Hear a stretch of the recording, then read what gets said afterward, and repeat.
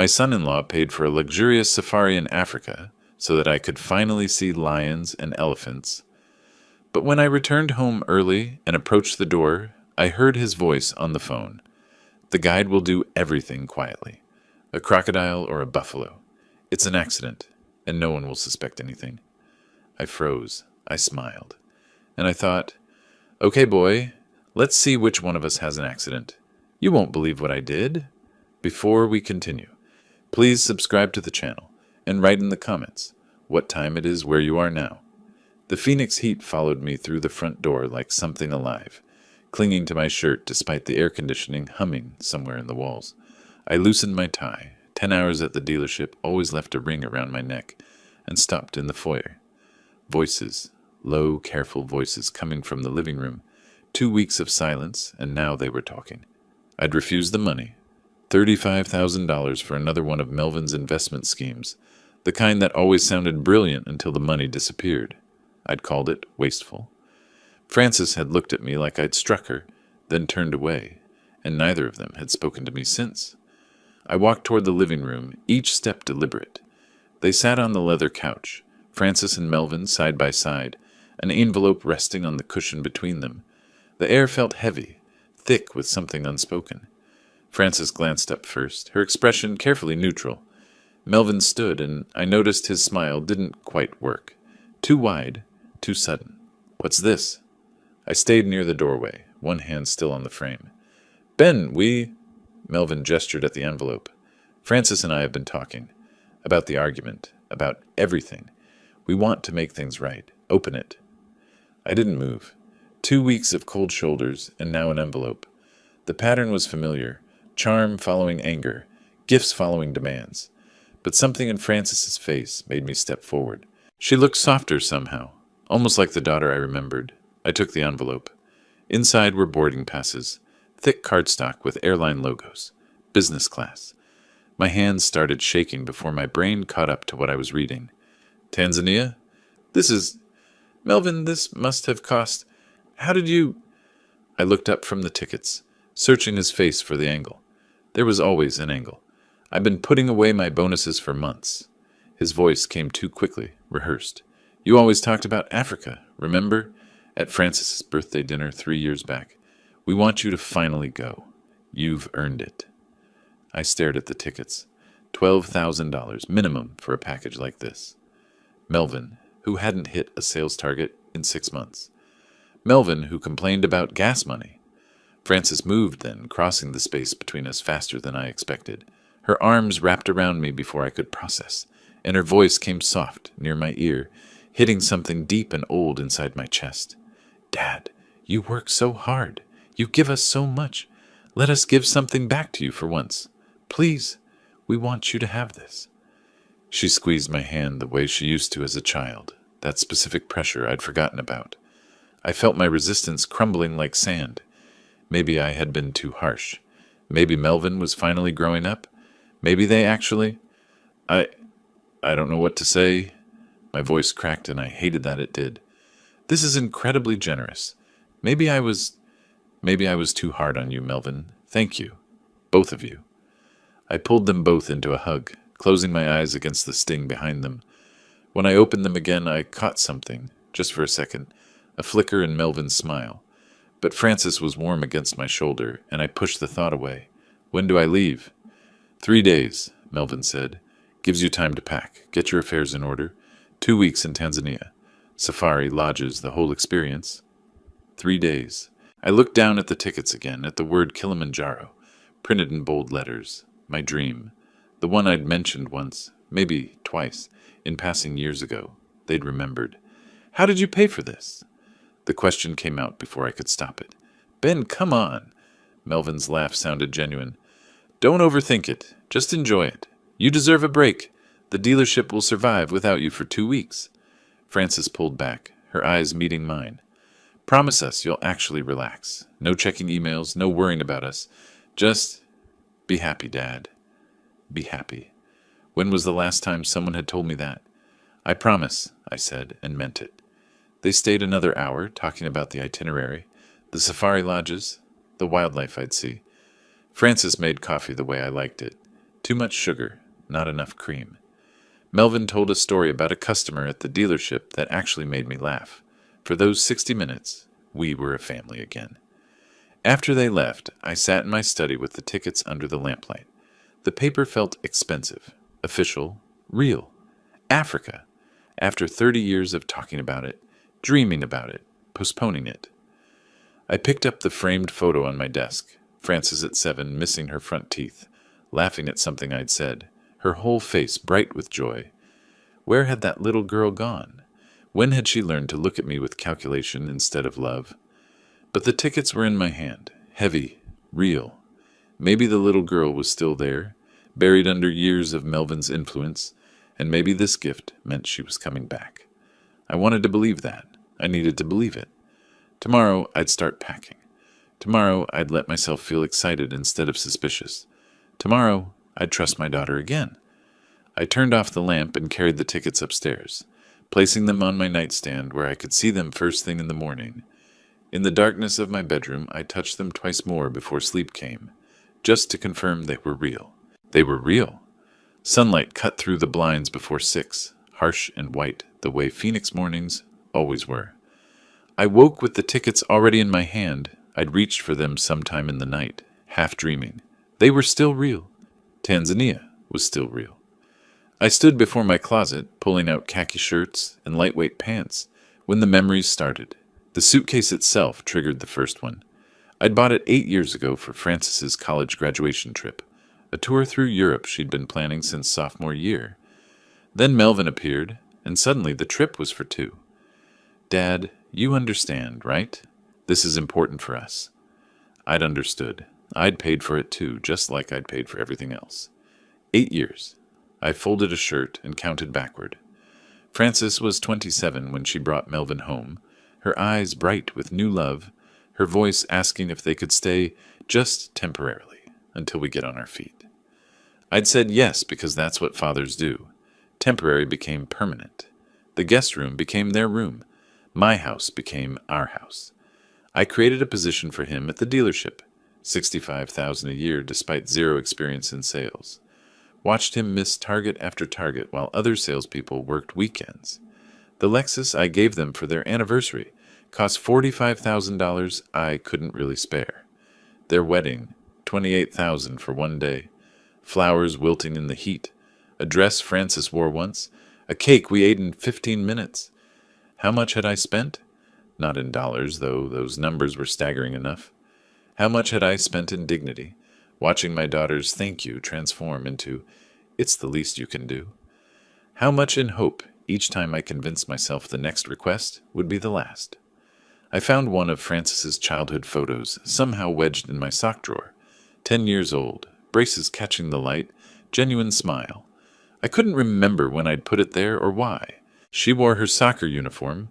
I'd coached that team, spent every Saturday morning on fields across Scottsdale teaching her to pass, to shoot, to keep going even when she was tired. When had she changed?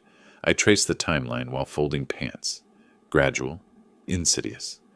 Small requests became demands. Could you help? Became, you need to handle this.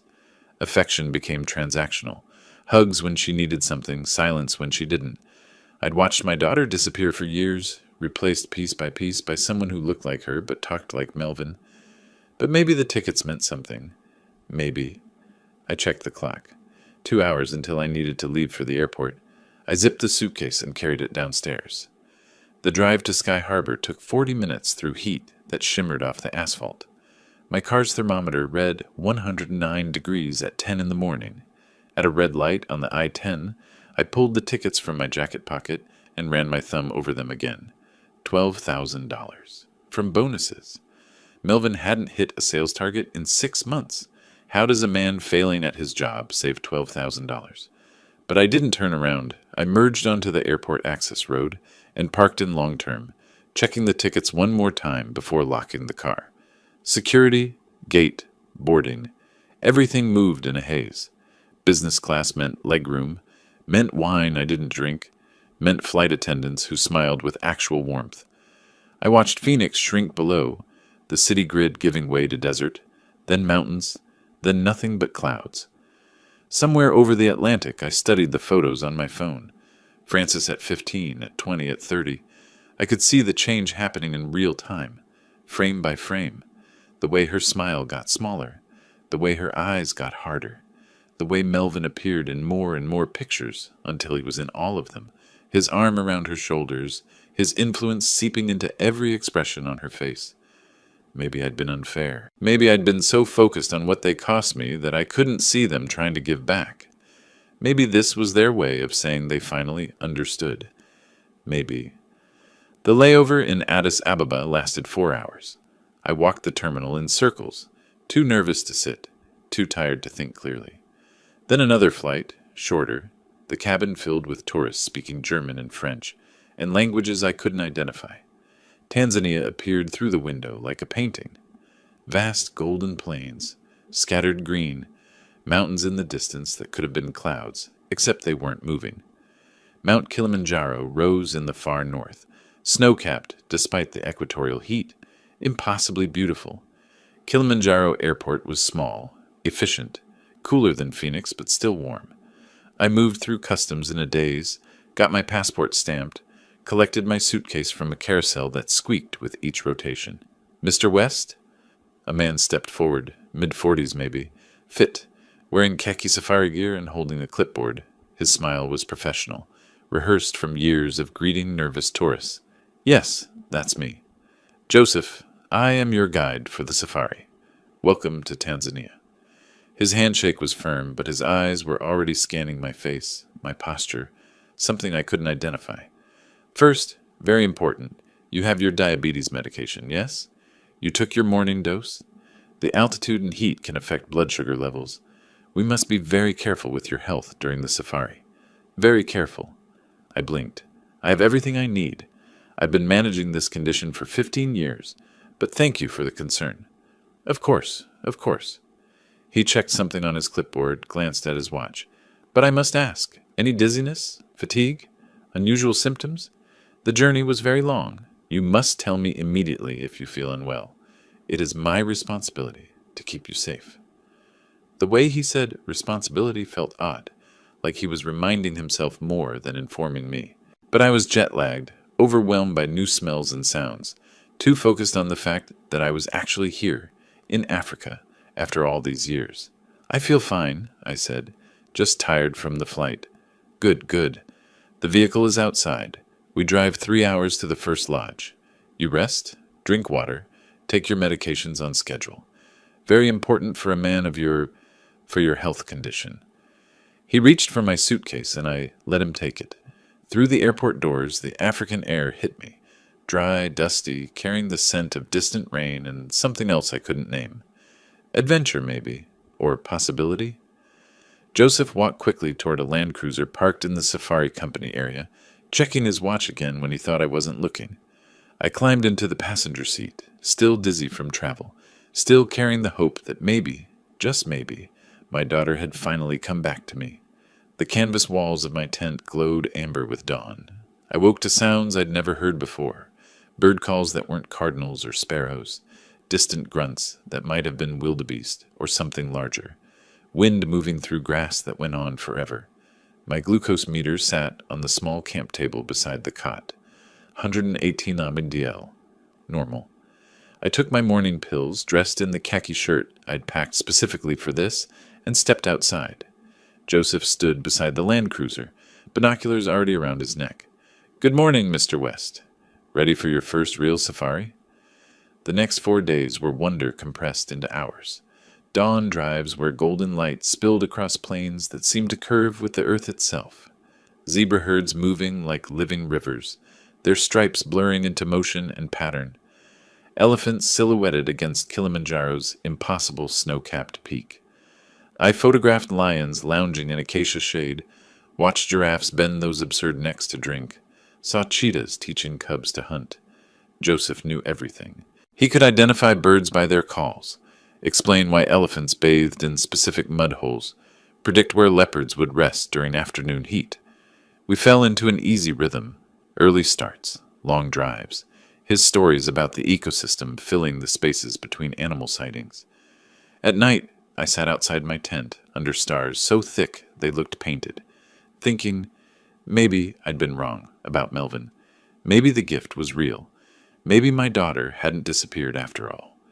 The shift came on the 5th morning. "Mr. West, we should walk closer to the watering hole."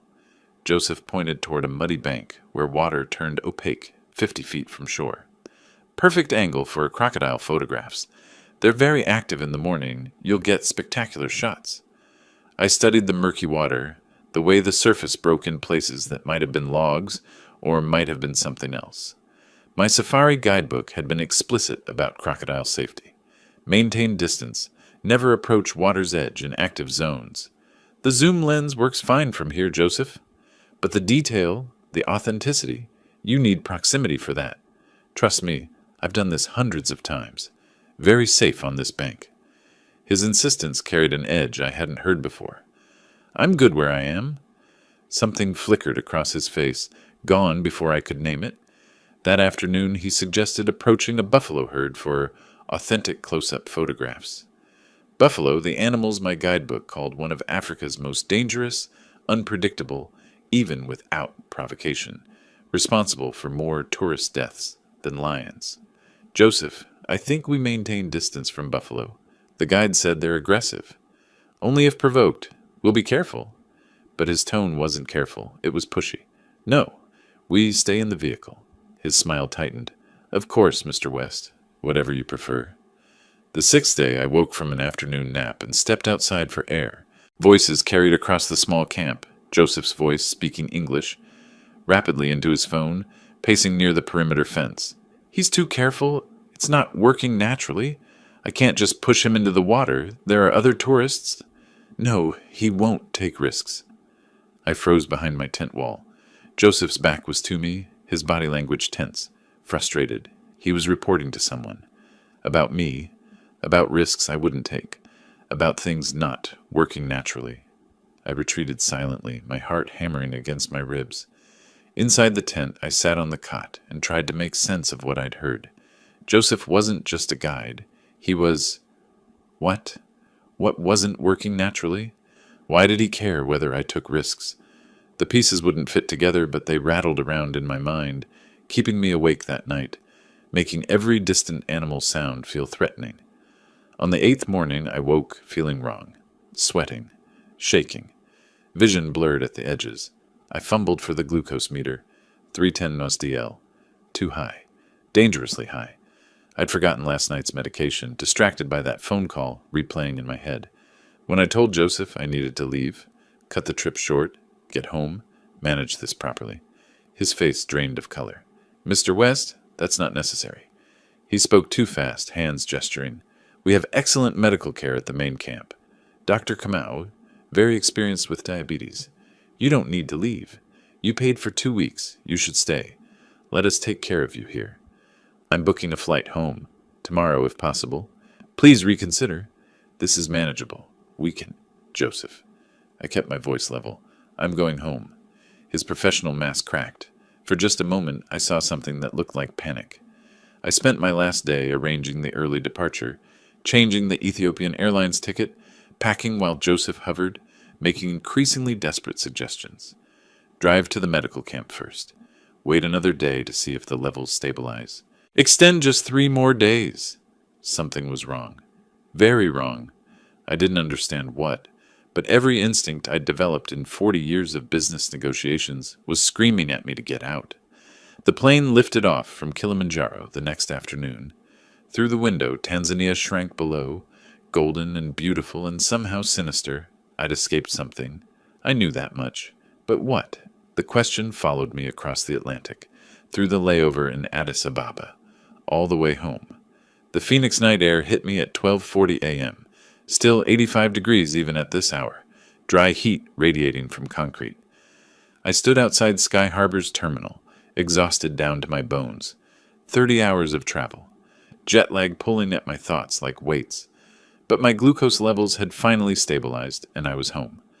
I hadn't called Francis or Melvin, wanted to surprise them, show up early, maybe have breakfast together.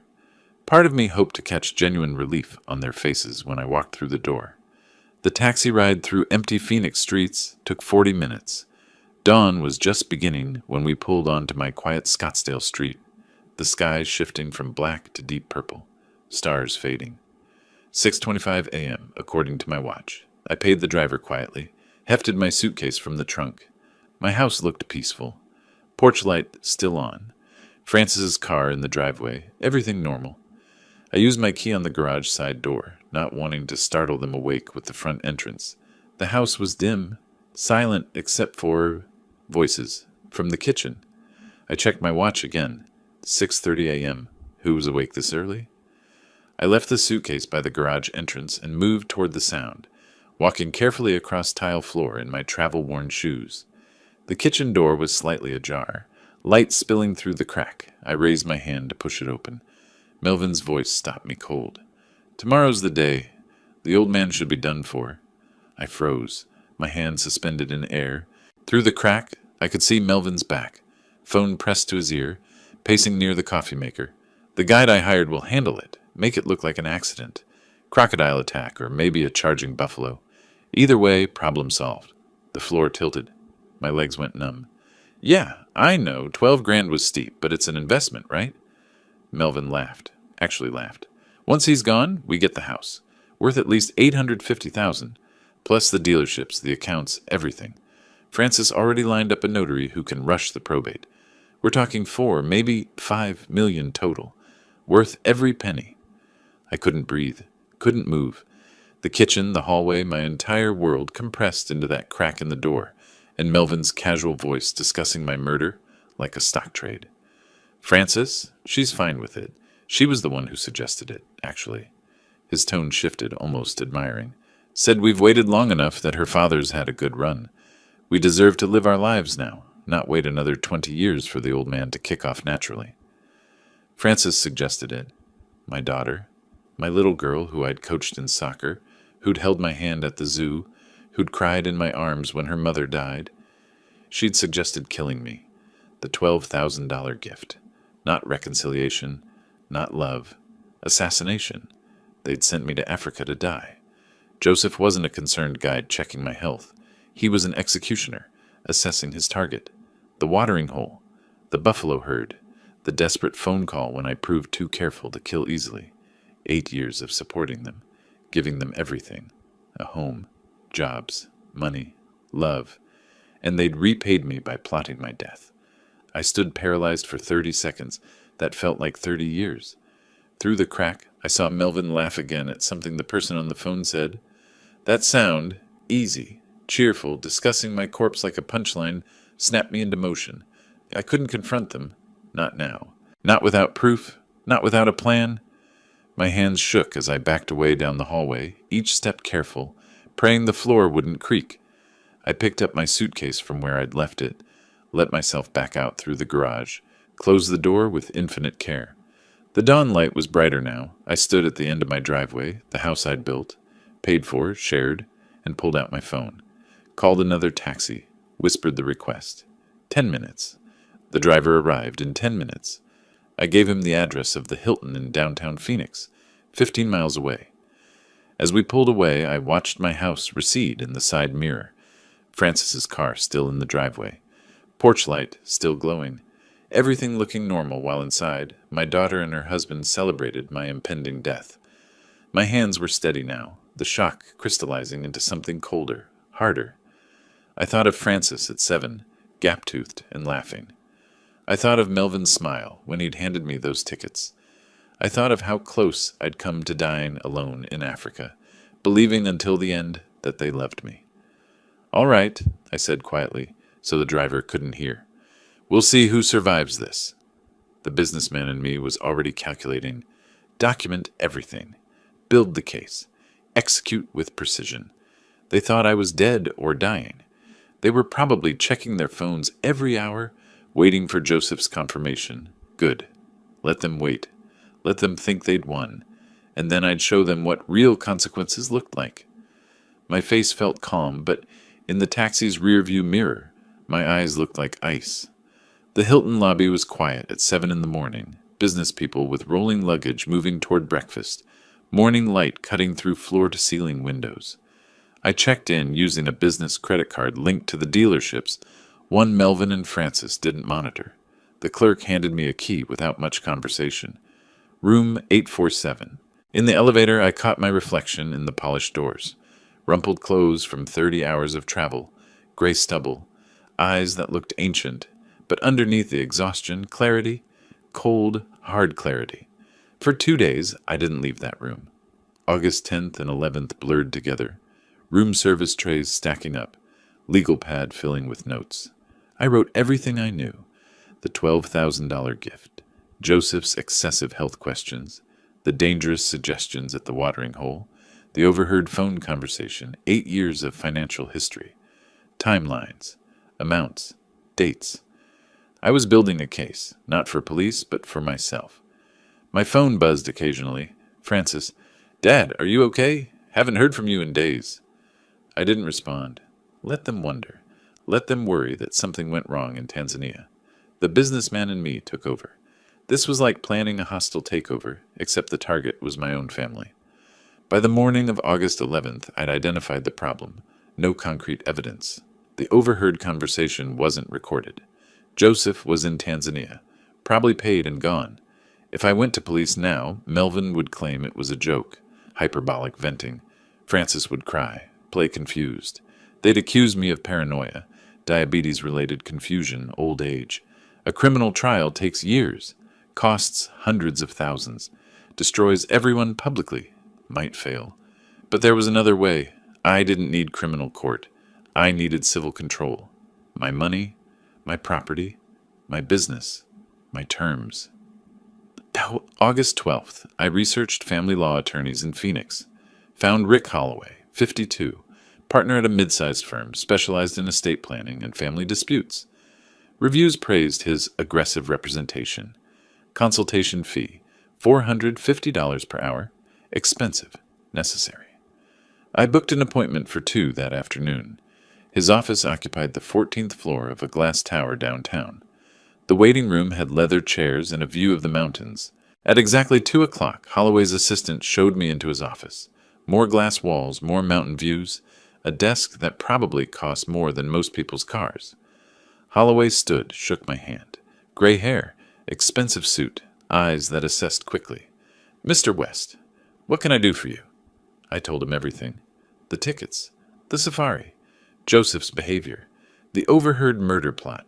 He listened without interruption, pen moving across his legal pad, expression neutral, but the writing getting faster as the story unfolded. When I finished, he set down his pen and leaned back. "Mr. West, I believe you. But belief doesn't win cases. What you have is testimony about an overheard conversation, inadmissible in criminal court, easily denied. However," he paused, steepled his fingers, "you don't need criminal court. You need asset protection and estate control. That we can do immediately and legally." "Explain." "Here's how this works. You fire Melvin tomorrow. Arizona is at-will employment. You don't need to give a reason. You reclaim any property titled in your name. You change your will to disinherit Francis completely. You watch them panic. When people are desperate, they make mistakes. Let them hang themselves." I nodded slowly. Yes, this was war, but fought with paperwork and lawyers, not violence. Cleaner, more permanent. "How quickly can we change the will?" Holloway checked his watch. "I can draft it this afternoon, have it witnessed and notarized by end of business today. The moment you sign, it's legally binding.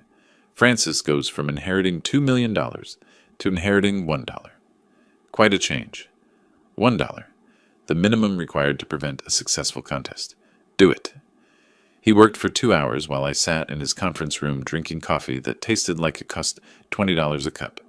Through the glass wall, I watched him typing, making phone calls, printing documents. At 4:30, he returned with a stack of papers. "Your new will. Your current estate is worth approximately $4.5 million. 3 dealerships, the Scottsdale house, investment accounts, retirement funds. The old will split everything 50-50, half to Francis, half to various charities. This new version gives Francis exactly $1, with the remainder divided among organizations focused on elder abuse prevention." Elder abuse prevention? Fitting. He called in 2 associates to witness. I signed 3 copies, each signature crossing out my daughter's future. The pen scratched across paper with finality. A notary stamped the documents with officialness that felt like closing a vault. "One more thing," Holloway said as I prepared to leave. "Don't tell them you know. Play dumb. Let them think they're safe. Watch what they do when they believe they've gotten away with it. You'll learn everything you need to know about who they really are." I shook his hand. "Thank you." "My pleasure. And Mr. West, they tried to kill you for money. $1 is generous." I took a taxi back to the Hilton. In my room, I sat on the bed, holding copies of the new will. 8 years I'd supported them. A home, jobs, money whenever they asked, and they'd repaid me by trying to make me crocodile food in Africa. Frances's face floated through my mind. 7 years old, missing her front teeth, laughing. That little girl was gone. Had been for years. Maybe she'd never really existed the way I remembered. I put the will in my suitcase and tried to sleep. Tomorrow, I'd face them. Tomorrow, the real game would begin. August 14th, 6 o'clock in the evening, I sat on my hotel bed, phone in hand, composing a text message to Frances. My thumb hovered over the screen. This was the opening move. Once I sent this, there was no going back. I typed carefully. "Dear Frances, arriving home tonight. Flight delayed a week due to technical problems in Africa. Will be home around 9 p.m. Love, Dad." Read it twice. Press send. The message delivered immediately. I watched the screen. 3 minutes passed. Then, "Dad, we were so worried. Can't wait to see you." The heart emoji felt obscene. I didn't respond. At 7:30, I checked out of the Hilton. Thanked the front desk clerk, who'd been professionally distant for 4 days.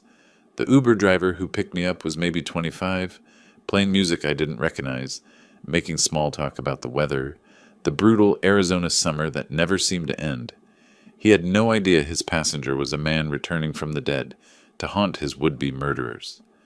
I tipped him $40 when we reached Scottsdale.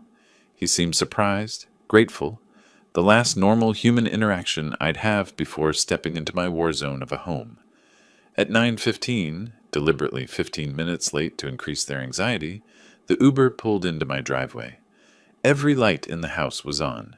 They were waiting, watching through windows probably, wondering if I was real or some kind of mistake. I took my suitcase from the trunk and stood for a moment, looking at the place I'd built 30 years ago, paid for with sweat and 18-hour days at the dealerships, shared freely with a daughter I'd loved more than anything. 4 days ago, I'd walked away heartbroken, devastated. Now I was returning as something else, something colder, an architect of justice. I walked up the front steps, key already in hand, and opened the door. "I'm home!" Frances and Melvin appeared from the living room like they'd been launched. Their expressions hit in sequence, perfect theatrical progression. Shock first, faces draining of color so fast I could almost see blood retreating, mouths opening slightly in that cartoon surprise that would be funny if it weren't so damning. Then confusion, brains struggling to process impossibility. He's supposed to be dead, torn apart by crocodiles or trampled by buffalo. Why is he standing here with a suitcase looking tired but alive? Then fear, naked and raw and unmistakable, before desperate smiles plastered over everything like masks they'd grabbed at the last second. "Dad!" Frances rushed forward, movements too fast, too jerky. "Oh, thank goodness you're home. We were beside ourselves with worry. You didn't answer any of our texts. We thought something terrible happened." She wrapped her arms around me. Her whole body trembled like she was freezing in 100-degree Phoenix heat. Melvin hung back near the living room entrance, one hand gripping the doorframe like he needed support. "Ben, what happened? With the flight delay, I mean. We expected you back days ago. We were going to call the embassy or something." He was fishing, desperate to understand why I was alive, how their plan had failed, whether their cover was blown. I smiled, let Frances step back, and launched into my carefully prepared story. "I'm so sorry for worrying you both. The safari was absolutely incredible.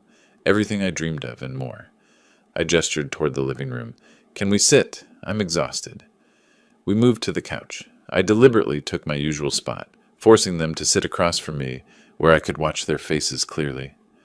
"Africa was magnificent," I continued. the lions, the elephants, watching the sun rise over Kilimanjaro. But on the 8th day, my blood sugar spiked. Nothing serious, but at my age, you can't be too careful when you're that remote. I decided to come home early, and rescheduling the flights took forever. Phone service was terrible out there. I should have found a way to contact you sooner. Frances's right hand kept moving to her necklace, touching it, dropping away, touching it again. A tale I'd noticed when she was 12 and lying about homework. Now she was lying about wanting me alive. Melvin poured himself whiskey from the bottle on the side table. His hands shook, amber liquid sloshing against glass. I can't thank you enough for this gift, I said, watching them squirm. It was truly life-changing, seeing those animals, that landscape. I'll remember it forever.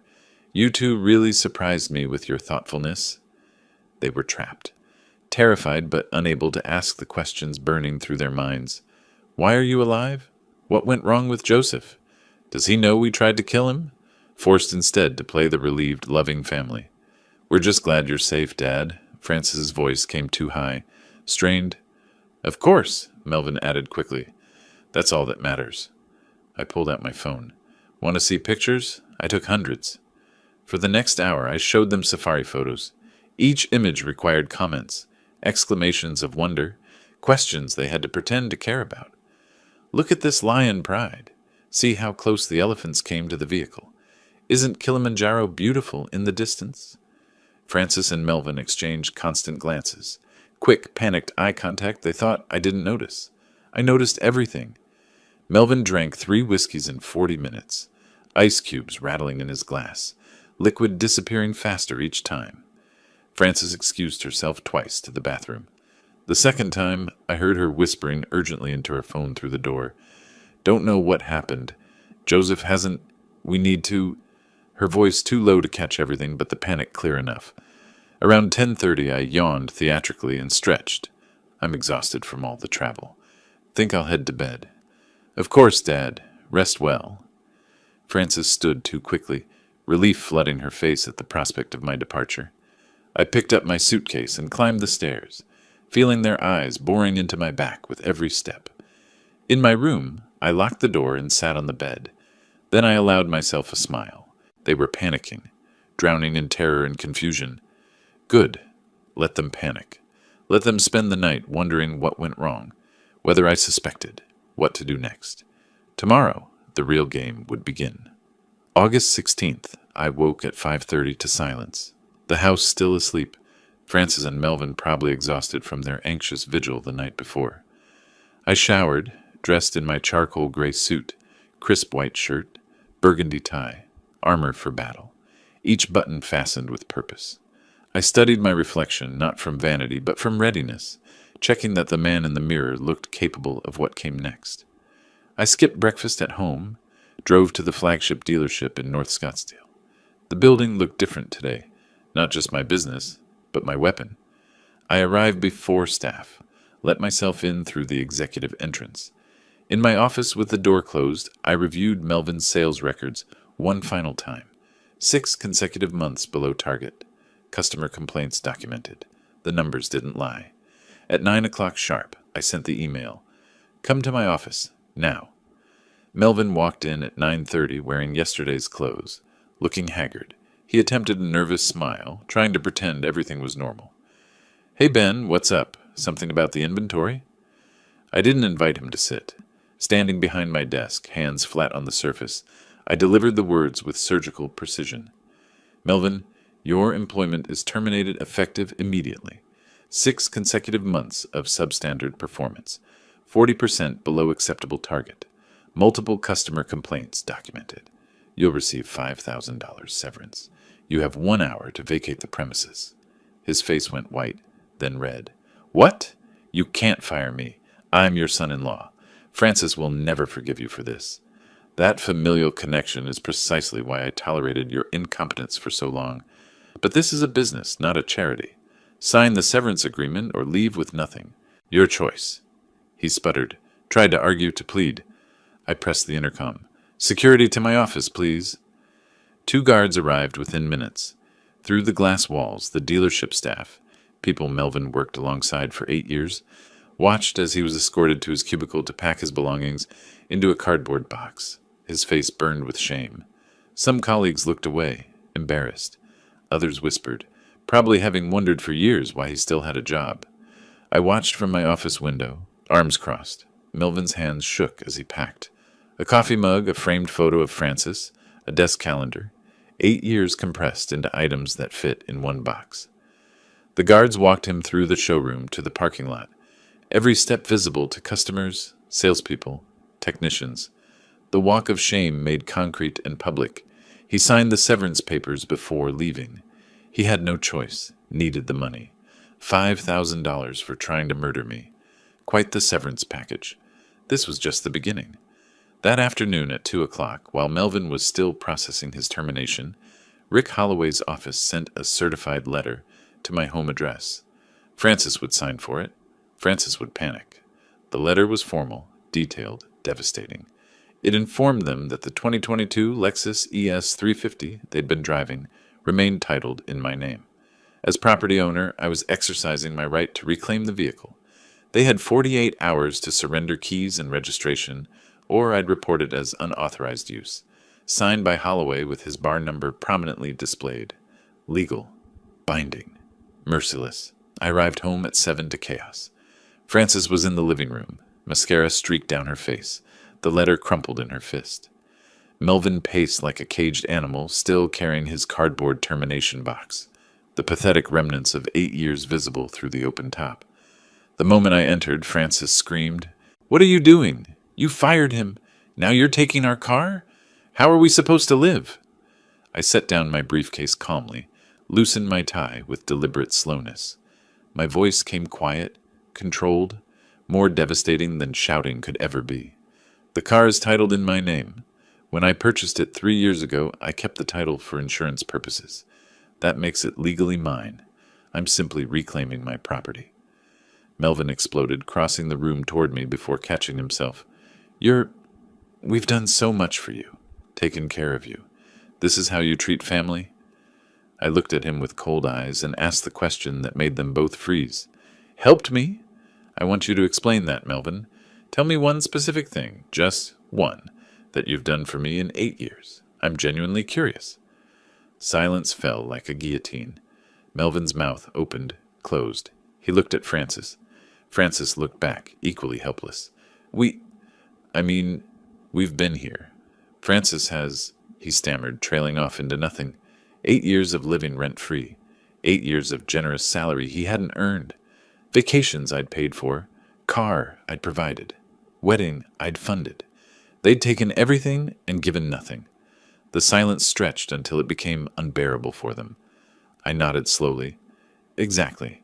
You have 48 hours to return the car. Keys and registration to Rick Holloway's office. I'd start making arrangements if I were you." I walked upstairs, leaving them in stunned silence, each step deliberate. Not rushed, just finished with them. As I closed my bedroom door, I heard Frances whisper, voice breaking. "He knows. Oh no, he knows something. The way he's acting, the timing. He knows about Tanzania." Yes, Frances, I knew everything.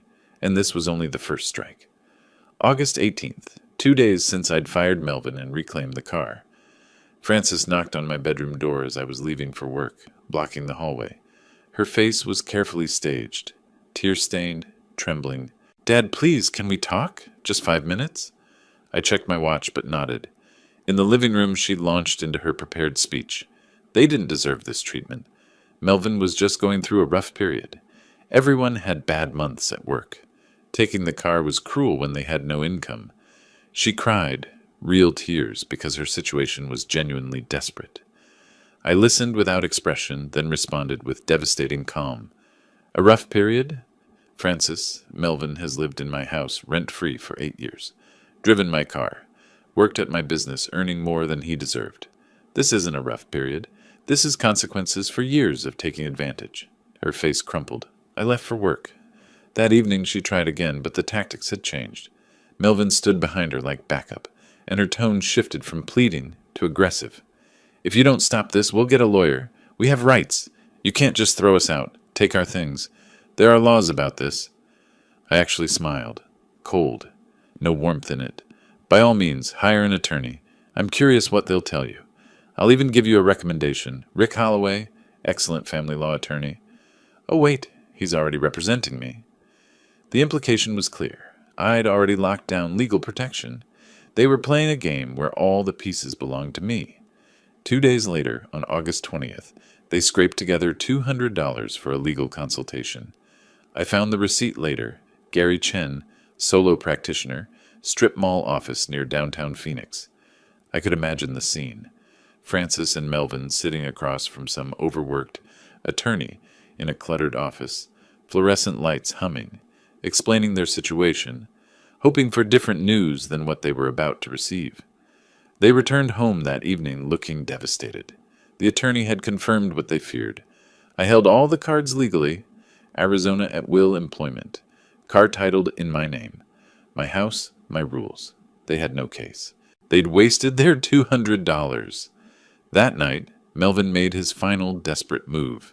I woke around 2 in the morning to a sound downstairs. Subtle, careful. I stayed in bed, listening. Footsteps in my study, drawers opening, the soft click of a filing cabinet. Melvin was searching for documentation. The new will, bank records, anything he could use as leverage. I smiled in the darkness. Every important document was in Rick Holloway's office safe. Melvin would find nothing except old tax returns and dealership brochures. 20 minutes later, the footsteps retreated. His bedroom door closed quietly. He'd found nothing. Over the next 4 days, I watched them unravel. They argued constantly, voices raised behind their closed door, accusations flying. Francis blamed Melvin for failing at his job, for getting them into this situation.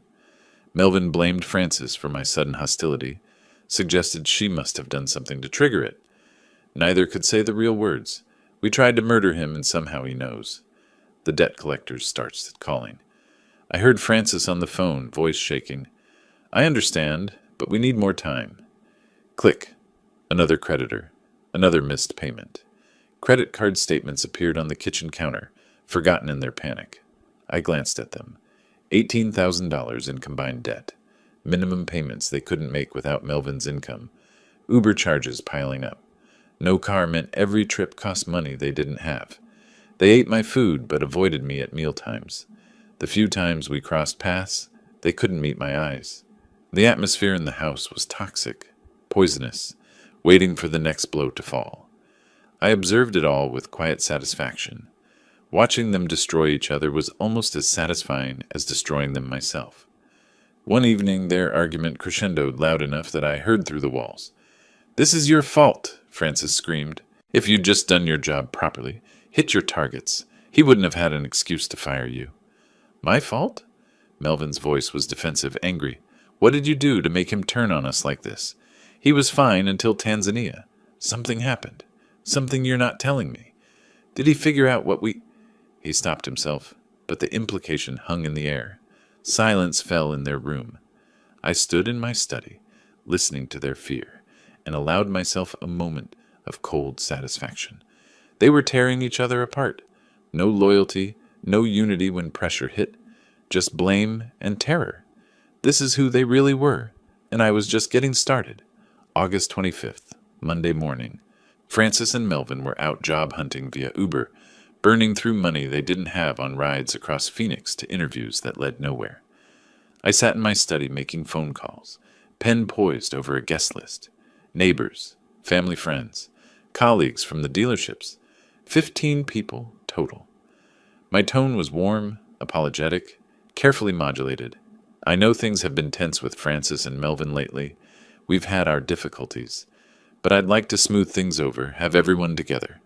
This Saturday evening, 6 o'clock, just burgers and conversation. I'd really appreciate your support. Everyone accepted. They thought I was extending an olive branch, trying to heal family wounds. They had no idea they were being invited to a public execution.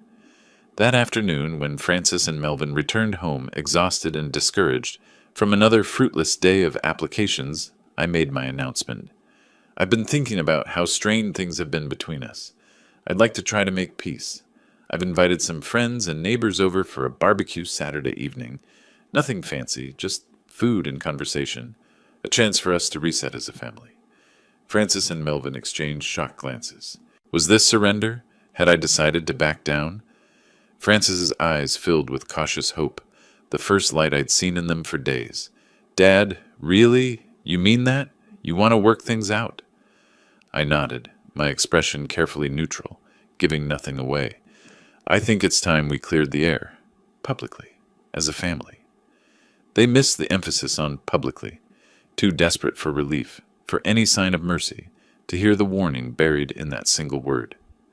Saturday evening arrived with perfect Arizona weather, temperature cooling to the low 90s as the sun descended, golden light washing across my backyard like a spotlight on a stage. Guests arrived carrying wine bottles and side dishes, neighbors from the surrounding Scottsdale homes, 2 managers from my dealerships, the couple from 3 houses down who'd known Frances since she was a teenager, who'd watched her grow up, a few of my golf acquaintances, 15 people total, settling into lawn chairs and patio furniture, making small talk about the heat and the upcoming football season. I worked the grill, playing the gracious host, flipping burgers, asking about people's kids, pouring drinks. Francis and Melvin circulated awkwardly, sensing something off in my forced cheerfulness, but unable to identify the threat. They smiled too much, laughed too loudly, trying to appear normal while fear flickered behind their eyes. Around 7:30, when everyone had drinks and plates of food, when the conversation had reached that comfortable hum of a successful gathering, I tapped my glass with a knife. The sharp ring cut through the chatter. Conversation died. All eyes turned to me. Friends, thank you for coming tonight. I stood beside the grill, glass raised, my voice carrying clearly across the quiet yard. I asked you here because I believe in transparency, especially regarding family matters. I want to tell you all the truth about my relationship with my daughter and son-in-law. Frances's face drained of color, like water running from a sink. She started to stand, but Melvin grabbed her arm, fingers digging into her flesh, making a scene now would look worse, confirm guilt. I continued, my tone calm, factual, devastating in its measured delivery. For 8 years, Francis and Melvin have lived in my home rent-free. I've provided everything, housing, employment for Melvin at my dealership, a car, vacations, financial support.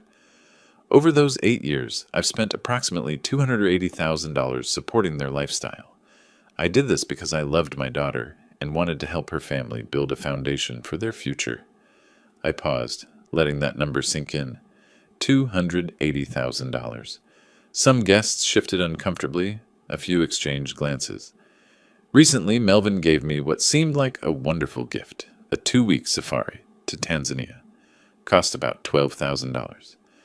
I was deeply touched by this apparent generosity from a man who'd never shown such consideration before. It seemed like a turning point, a sign they'd finally grown up, wanted to give back for all I'd provided. I pulled papers from my pocket, phone records Rick Holloway had obtained legally through subpoena. But I learned something disturbing during that trip. These are Melvin's phone records from late July. The day before my departure, he made 3 calls to Tanzania, to a safari guide named Joseph. He also transferred $8,000 to an account in Joseph's name through an international wire service. I unfolded the papers, holding them up so people could see the documentary evidence. That gift wasn't generosity. It was a murder plot. Joseph was paid to arrange my death and make it look like an animal attack, a crocodile, a charging buffalo, something believable. Then Francis and Melvin could inherit my estate immediately, rather than wait for nature to take its course. The backyard erupted like I'd thrown a match into gasoline. Francis screamed, her voice high and panicked. "Stop it! Dad, you've lost your mind. This is insane. Everyone, he's not well. His diabetes, the stress of running the business, he's confused and paranoid." But guests were already standing, backing away from her and Melvin like they carried something contagious. The neighbor woman who'd taught Francis in Sunday school 20 years ago put her hand over her mouth, looking sick. "Francis, is any of this true? Your own father?" Melvin tried to argue, his voice too loud, too aggressive. "He can't prove anything. Phone calls don't mean murder. This is a vindictive old man lying because I couldn't hit sales targets. You all know how he is. Controlling, demanding." But my calm presentation, the documentary evidence in my hands, the obvious pain in my carefully controlled voice. It was compelling in a way their denials weren't. One of the dealership managers shook his head slowly, disgust written across his face.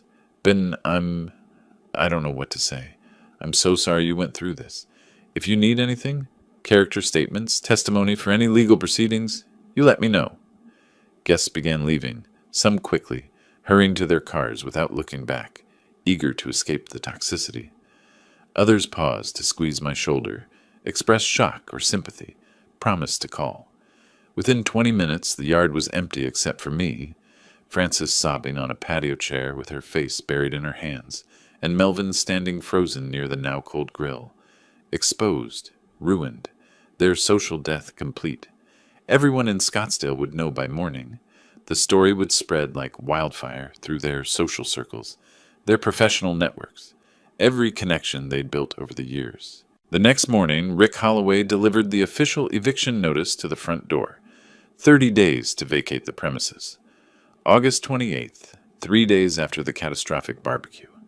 Frances and Melvin had spent those days in their bedroom, phones turned off, hiding from the world they could no longer face.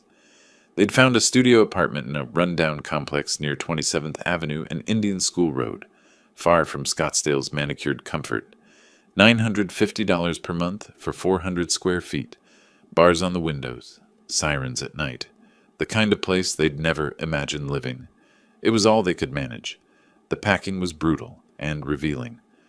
Frances stood in her childhood bedroom, the room where she'd grown up, dreamed, become who she was, and realized she was leaving it forever. Every item she packed reminded her of what she'd thrown away. She found a photo album from her 16th birthday party. Me smiling, arm around her shoulders, so proud of my little girl. She sat on the floor crying, album open on her lap, seeing the evidence of love she'd repaid with betrayal. In the garage, Melvin threw tools and sporting equipment into boxes with angry violence.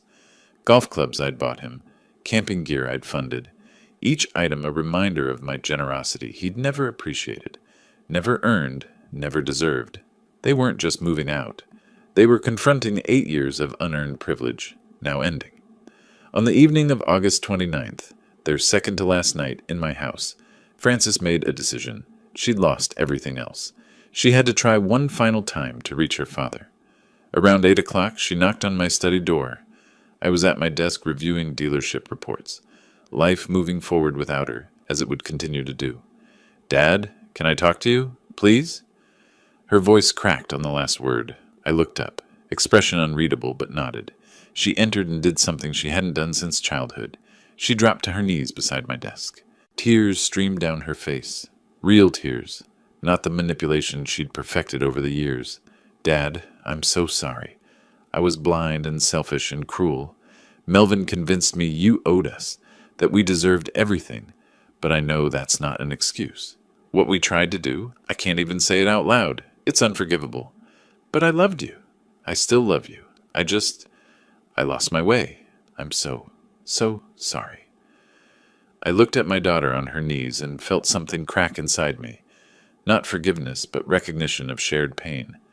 I saw the little girl who'd brought me dandelions from the yard, declaring them more beautiful than store-bought flowers, who'd cried when her goldfish died and asked if we could have a funeral, who'd hugged me so tight when I dropped her off at college, whispering, "I'll make you proud, Daddy." But I also saw the woman who'd conspired to murder me for money, who'd valued early inheritance over my life, who'd spent 8 years taking and never giving back. The two images couldn't reconcile. My voice was quiet when I spoke, each word carefully chosen. "Frances, I loved you more than anything in this world. I gave you everything I had, not just money, but trust, faith, belief in who you could become. You chose greed over that love. You decided my death was worth it if it meant accessing your inheritance a few decades early." I paused, feeling the full weight of those words. I can't forgive that. Not today. Maybe not ever. Maybe someday, years from now, when you've rebuilt your life without my support, proven you can be someone worth forgiving. Maybe then, but not now. You need to leave my house. Figure out who you really are without my money cushioning every fall. Earn back your self-respect. Then we'll see. Frances nodded, understanding she'd get no more than this possibility of distant, uncertain redemption, more than she deserved, less than she wanted. She stood and walked out, closing the door softly behind her. The next morning, August 30th, they loaded the last boxes into their rental van. 10 o'clock, already heating toward another Phoenix scorcher. I watched from my study window as they made final trips. Melvin never came to say goodbye. His pride wouldn't allow it, even now. He'd learned nothing, blamed everyone but himself.